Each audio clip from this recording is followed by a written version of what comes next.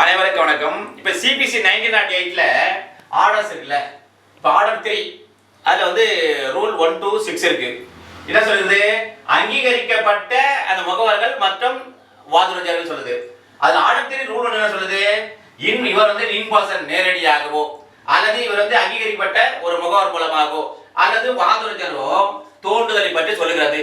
அதிலே பிரைவேட்ல சொல்றாங்கன்னா, நீதிமன்றமானது இவர் நேரடியாக தோன்ற வேண்டும் என்று உத்தரவிட்டால் நேரடியாக தோன்ற வேண்டும். அடுத்து வந்து ஆர்டர் 3 ரூல் 2 சொல்லுது, ஒரு அங்கீகரிக்கப்பட்ட ஏஜென்ட் அவர்கள் அப்படி நியமித்தல் சொல்லுகிறது.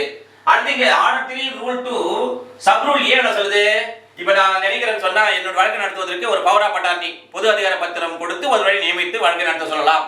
அடுத்து பாத்தீங்கன்னா ஆர்டர் 3 ரூல் 4ல அப்பாயின்மெண்ட் ஆஃப் ப்ளீடர், எனக்காக என்னுடைய வழக்கறிஞர் நீதிமன்றத்தில் வழக்காடுவதற்காக நான் நியமனம் செய்யலாம் என்று சொல்லுகிறது என்று கூறி அடுத்த வகுப்பில் சந்திப்போம். நன்றி, வணக்கம்.